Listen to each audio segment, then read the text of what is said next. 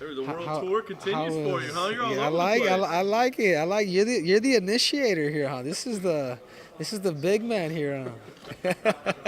Hardly. What's it been like for you? I mean, it's been nonstop since your victory. It has. It's been good, man. It's been good. I'm enjoying it. First time in Australia, and man, having a blast, man. I thought America had everything.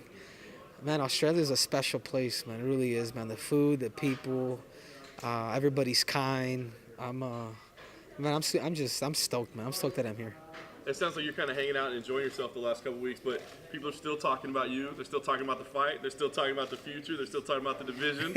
And it sounds like, the answers change on a daily basis, right? So they're still talking about the controversy too. You forgot that one. You forgot that one. Is it still controversy at this point? I don't know, but they're definitely talking about the future. So I mean, give us the feeling today, because it seems like you've gone back and forth on what makes the most sense, on what should happen. God, that's. I spoke to Dana White when I had a meeting with him that Wednesday after my victory, and I'm getting no answer from him either. You know what I mean? There's a pink elephant in the room, and it's almost like, hey, I'm the champ, man. At least I should be told something, at least, man. Out of a little bit out of respect, But it's still unsure of. One thing that they do want that TJ fight. Dana wants it. TJ wants it. We want it. That's kind of where everything's headed as of now. At 35? Yeah, possibly.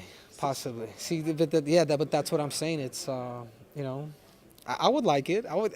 You get a chance at history then, right? I mean, you get to join that right? club. Yeah, that's exactly what it is. I know I could beat the man again at 135 pounds. I know what I saw. It was 32 seconds. I see a lot of opportunities for me. And I'm not trying to ruffle feathers against the boss or whatever, but you sat in those press conferences. You saw how many of us asked or trying to figure out what the hell's going on with the division. So you've been in the meeting. Can you figure out why it's so not clear what's happening? I mean, you got flyweight fights this weekend. You got a guy from Brazil making his debut in the flyweight division, and we don't even know if it's going to exist. I mean, welcome to the UFC. Welcome to MMA. Again, I'm speechless, man. 'Cause I don't know what to tell you guys. I really don't. I think I did my job. I took the man out, the greatest bantamweight of all time, in 32 seconds. If people think or believe that the flyweight division is boring, man, you're out of your mind. I think a part of it. I think it's. I think we're all at fault in some ways. I think, and I'm even gonna blame Demetrius a little bit that he's at fault. He could have been a little more vocal, a little more flamboyant, a little more, because you speak to. I spoken to DJ, and he's a very charismatic dude. He has a personality, but you put him on the camera, and it's simple answers. We're in the entertainment business. Part of it is us, the flyweights. He beat everybody up. They saw us as little kids, like, okay, this is the dad, and he's beating up his kids. Finally, I beat him. I take him out, and God, guys, I speak 3 languages, man. I don't think I'm that boring. I may do some cringy and crazy things, but for crying out loud, man, I have Nikki Bella calm me out, man. Come on, guys. I gotta. The meeting is in Phoenix next week on social media. We drink some wine. I mean, I'm bringing the WWE. The Flyweights bringing the queen of the WWE into this position. So it's good. It's good to be the flyweight king right now. Demetrius didn't do that. Demetrius don't got the looks to do that. Are you bringing your snake from the press conference in Brooklyn as well? We'll see. What was the execution problem there? Was there not enough rehearsal ahead of time for that gimmick to be pulled off with the snake? I thought it went well, actually. I thought it went very, very well. I thought it was Dana passing the bag across the stage. No, but I don't think Dana knew what was. I don't think he knew what was in there, because Ali was supposed to hand it to me. So then he gave it to Dana, and then when Dana gave it to him, it was actually even better. So I even shook the bag. And if you see it, you guys rewatch it. You guys can see Dana White kind of pull his hand back. And I kind of told him. I think I told him, at least in the meeting, I was like, "Hey, you got scared, man." But it's a gimmick, man. It's me bringing attention to the flyweights, man. That's all it is, man. It's nothing. I'm not throwing chairs. I don't cuss when I talk smack. I'm just a pure competitor, man. That wants to put this division on the map. That's it. Is there a risk though, if you ask for a fight with TJ at 135? Is there a risk that almost leaving the flyweights behind, and Dana can take that opportunity to be like, well, he doesn't want to defend the belt at 125. No. I don't. It's that meeting is yet to be, to happen. You know what I mean? I did my job, guys. Like whether I go to 35 or not, I did my job. Amanda knew they ain't taking away her weight class. Dude, I'm in a position where, dude, they just cut John Moraga yesterday. He texted me, dude. Like he texted me, he's like, hey, dude, they cut me. And this dude's my brother. I grew up with him. We went to the same high school, grew up with the same coaches. I'm just like, title contender. I mean, this guy was ranked, I don't know what in the world. I mean, it's unfortunate, but I felt like I did enough to save this division, you know. It's, I mean, whether I go to 35 and you guys don't be hanging me for this, I think you guys see I think everybody sees a pink elephant in the room. Henry, well, based on what you just said, like, it does seem relatively obvious that if they're letting guys like John Moraga go, that the flyweight division doesn't have a long-term home. How would you want to see it go out? Does it go out? Is that a perfect way to end it? You knocking out the bantamweight champion? Is there another way for this division to end? Man, I don't know. You guys throw some ideas out here for me, man. You guys are. Where's Ariel, man? I need him. I need the nose. God, I'm just. I don't have an answer, man. I'm speechless because I almost sound like a broken record. I mean, you guys saw me. I've tried to make a deal with Dana White in front of everybody. I beat this man on Saturday night. The weight division stays. I'm that confident. If he beats me, get rid of it. What did I do? I did it. I did my job. I mean, God, cry me a river, dude. Is Benavidez a loose end at all for you, or could you move on and have you finish your career and never fight him, or do you think you kind of have to? Man, I want to fight Joe too. Like that's an option too. Like he's a second option, 100%. You know, he sent out a nice little text on Instagram. After the fight, first he called me out, and then he kind of says, "Hey man, you're one of the pound for pound guys. The first time we fought, which was in 2016.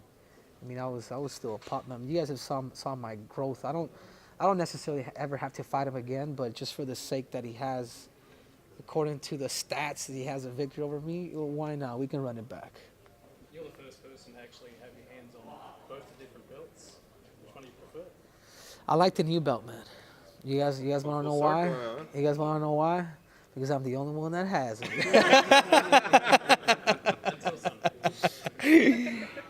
Just want to quickly ask you about Kai. You guys have a really good relationship, and obviously he's someone that can be a big star down here. Is he someone you'll be rooting for on the weekend and kind of pointing to Dana White, hey, look, this division has people that can draw all around the world, young guys like Kai coming up? Yeah, absolutely, man. The kid has knockout power. Very entertaining. I mean, he's from this neck of the woods. I mean, Kai, I got my eyes on you too, Kai, man. I'll put your head on a spike too, man. But I wish him the best. He's a really good guy. I think he's got a bright future, and he could be a potential challenger too. But that's all up to Dana White and the UFC and see where they take this matter, man. I've done my job, man. I don't know if I have to freaking, streak naked and save the flyweights, But guys, I've done enough, man. I've done enough, and I'm not just talking, but I'm doing it through action too, knocking dudes out in 32 seconds. You keep saying that. Are you worried that history will show that Henry didn't do enough to save it, or he didn't try? No, man. I know what I've done, man. I will not only. I think my legacy will not just live in the sport of MMA, but in sports. 2-sport world champ. I mean, ain't nobody got those credentials until now, So let the next person come up and do that, then I'll be like, man, you're the greatest of all time. You're the greatest combat athlete of all time. But as of now, I'm kind of running with that title, man. Why? Because they have done two of the hardest things that anybody could ever do in sports, and two of the toughest sports in the world. What's it like for you having this dynamic where on one hand you're the champion, you've got all these hungry contenders who want to take that belt away from you, but at the same time those same guys are kind of looking up to you. There's almost a camaraderie, a sort of alliance. I feel like no champion's ever really had that before. That's kind of how it feels. Like even my worst enemies were cheering for me. It's pretty cool, man. It's pretty cool to. I was on the Ninja Warrior show in Japan about 11 years ago. This was back in 2008. And I remember doing the Ninja Warrior show, and it was a competition. But I remember everybody was so focused on having somebody finish the course, that everybody was cheering each other on. And I thought it was the coolest thing because typically you're like, man, I hope that dude falls this, second round. But no, that's kind of how it felt like. Like everybody was kind of cheering me on for this fight, and it was like I told the people before, it was like my quinceañera, man. Brooklyn, the flyweight division, the headline. I mean, I think the only thing that was missing was for Dana White to say this division staying. How'd you do in Ninja Warrior? Oh man, I didn't survive, man. I lasted about a minute, but I got paid. What advice would you give the rest of the flyweight division that moving forward? You guys go out there. You guys do your jobs, man. Continue to keep fighting, knock people out, draw attention, do what you have to do.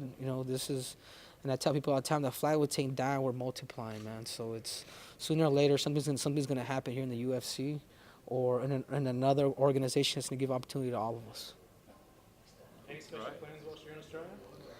I'm gonna go to the 12. Was it the 12 disciples? 12 apostles. 12, yeah, 12 apostles. And which a lot of those actually betrayed Jesus, but we'll give them some credit. So I'm gonna go out there, check that out. Actually, my birthday's actually on Saturday, so February 9th is my birthday. So you guys do not forget to give me my birthday presents. So I'm just excited, man. I'm excited to be in Australia, man. Thank you guys so much.